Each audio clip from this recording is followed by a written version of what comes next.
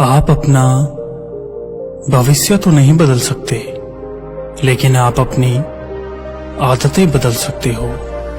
और निश्चित रूप से आपकी यही आदतें हैं जो आपका भविष्य बदल देंगी। सपने वो नहीं होते जो हम नींद में देखते हैं, बल्कि सपने तो वो होते हैं जो हमें नींद नहीं आने देते। जब हम सोते हैं तो हमारा शरीर मृत शरीर के समान होता है, और जब हम उठते हैं तो हमारा एक नया जन्म होता है। इस नए जन्म के साथ ही हमें अपने जीवन की शुरुआत करनी चाहिए। अपने दिन को, अपने जीवन को एक नई दिशा देनी चाहिए। पूरे दिन के 24 घंटे में सबसे ज्यादा खूबसूरत और सबसे ज्यादा ऊर्जावान और जीवन का सबसे ज्यादा प्रभावित करने वाला समय सुबह का ही होता है।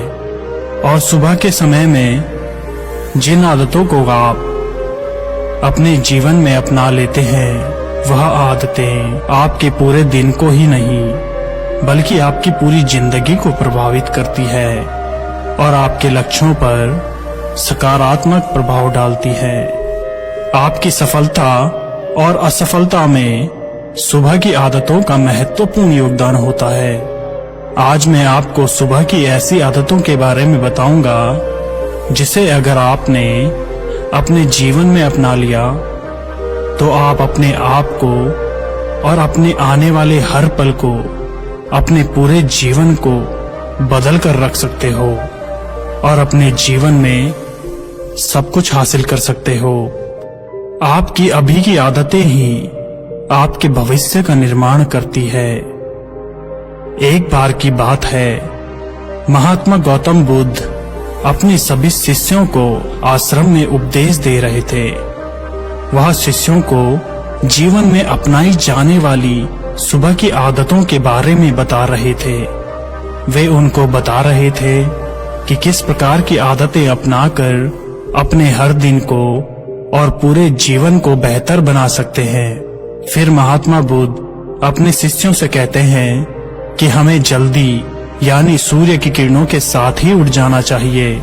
जब सूर्य की किरणें निकलती है तो वह पूरी प्रकृति को ऊर्जा प्रदान करती है और हमें भी उस ऊर्जा का आनंद उठाना चाहिए। जो व्यक्ति देर से उठता है वह सूर्य की ऊर्जा को ग्रहण नहीं कर सकता और पूरे दिन नीरस रहता है। उसका पूरा दिन आलस्य से भरा रहता है। फिर महात्मा गौतम बुद्ध पहली आदत के बारे में बताते हुए अपने शिष्यों से कहते हैं कि चाहे हमारा कल कैसा भी बीता हो, लेकिन हमें आज की शुरुआत सकारात्मक बातों के साथ करनी चाहिए। हमें सुबह उठते ही सबसे पहले सभी को आभार प्रकट करना चाहिए। हमें उन लोगों का धन्यवाद करना चाहिए जिन्होंने हमारी बुरे समय में मदद की है। हमें उस परम पिता परमेश्वर को धन्यवाद देना चाहिए जिन्होंने हमें स्वस्थ शरीर प्रदान किया है। हमारे अंदर किसी भी प्रकार की कोई कमी नहीं रखी।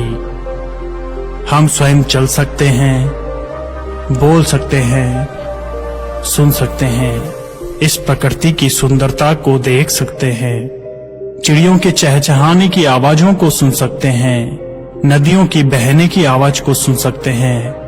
बहुत से लोगों ने तो यह देखा भी नहीं होगा क्योंकि उनकी आंख नहीं है। कुछ लोगों ने इसे सुना नहीं होगा क्योंकि उनके कान नहीं है। बहुत से लोग तो चल भी नहीं पाते क्योंकि उनके पैर नहीं है। हमें परमात्मा का आभार प्रकट करना चाहिए कि उन्होंने हमें इस काबिल बनाया है कि हम अपना काम स्वयं कर सकते हैं। किसी और पर हमें निर्भर रहना नहीं पड़ता। जबकि बहुत से लोगों को चलने के लिए भी दूसरों का सहारा लेना पड़ता है। वह दूसरों के ऊपर निर्भर रहते हैं। हमें इस प्रकृति को, अपने आसपास की चीजों का धन्यवाद करना चाहिए जिन्होंने हमारी जिंदगी को इतना सुंदर बनाया है। यह रंग बिरंगे फूल जो हमें खुशबू प्रदान करते हैं, वह नदी जो हमें पीने का पानी उपलब्ध कराती है, यह पेड़ पौधे शुद्ध हवा व फल हमें इस प्रकृति से ही प्राप्त होते हैं। हमें इन सब का आभार प्रकट करना चाहिए, इनको धन्यवाद देना चाहिए। इन सब ने मिलकर हमारे जीवन को बेहद ही खूबसूरत बनाया है। इसके बाद महात्मा गौतम बुद्ध अपने शिष्यों को सुबह की दूसरी आदत के बारे में बताते हैं कि आभार प्रकट करने के बाद हमें ध्यान करना चाहिए। हमारे मन के भीतर कई तरह के विचार चल रहे होते हैं। विचारों का एक कोलाहल मचा रहता है। हम नहीं चाहते, फिर भी हमारे मन में कोई ना कोई विचार आ ही जाता है और इन विचारों के कारण ही हम तनाव महसूस करते हैं। हमें इन विचारों को शांत करना होगा और हम इन विचारों को ध्यान के माध्यम से रोक सकते हैं। इसके लिए हमें एक जगह बैठ जाना है और अपनी आती जाती सांसों पर ध्यान लगाना है। हमें इस बात का ध्यान रखना है कि हम किस नाक से सांस ले रहे हैं और किस नाक से सांस छोड़ रहे हैं। शरीर के कौन कौन से अंगों से हमारी सांसें टकरा रही है।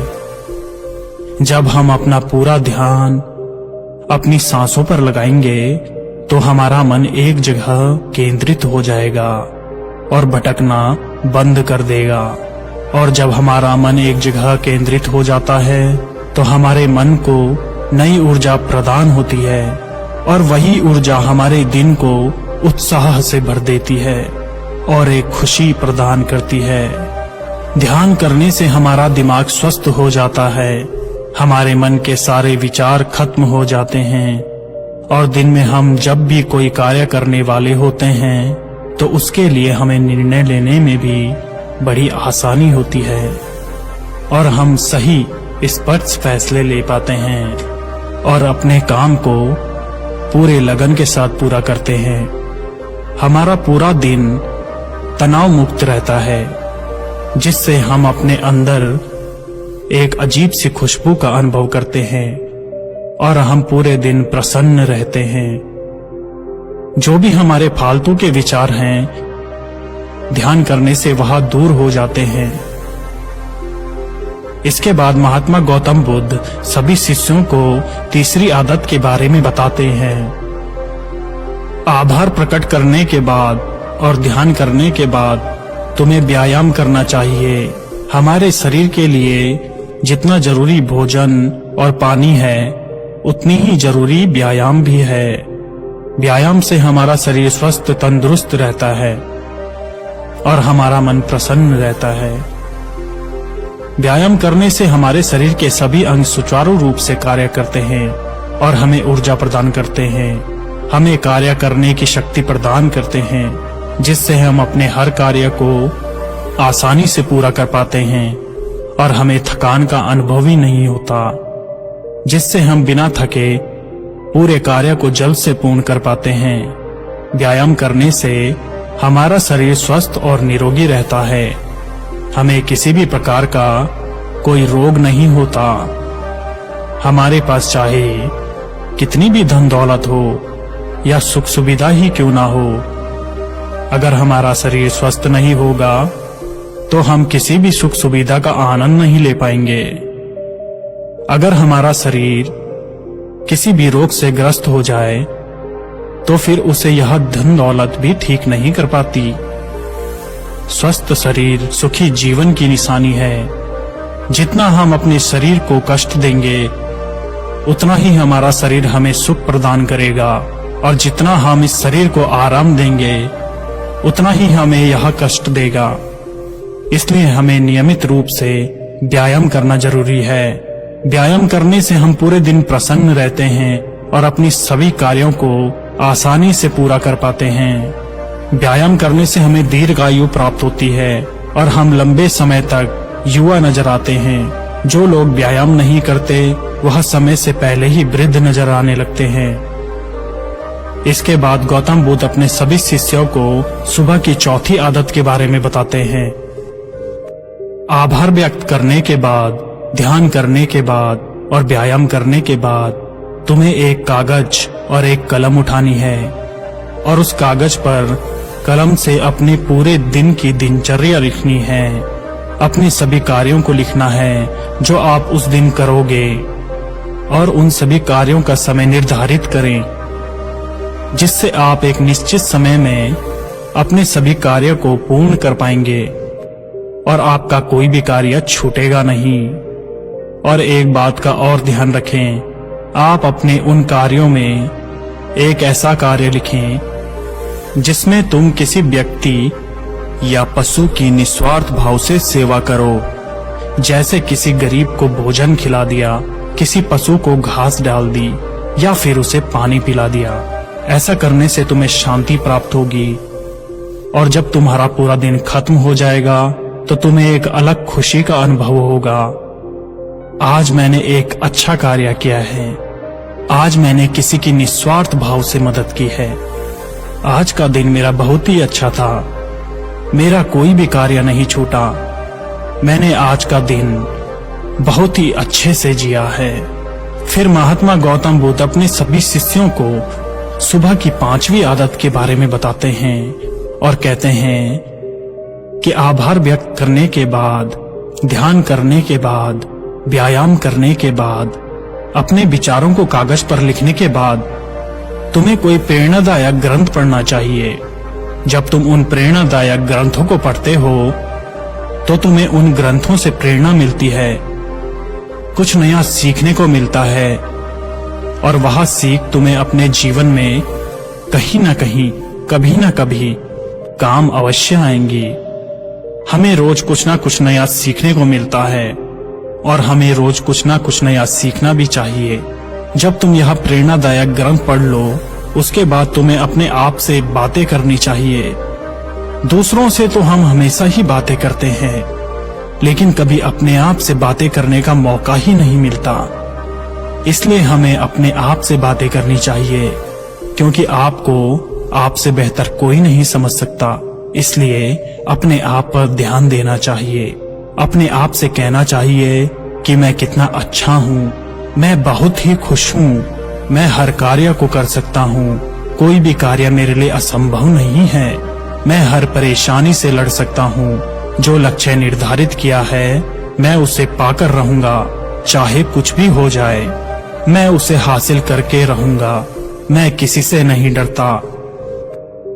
उसके बाद गौतम बुद्ध अपने शिष्यों से कहते हैं कि सुबह की छोटी छोटी आदतें तुम्हारे जीवन को एक नई दिशा प्रदान करेंगी।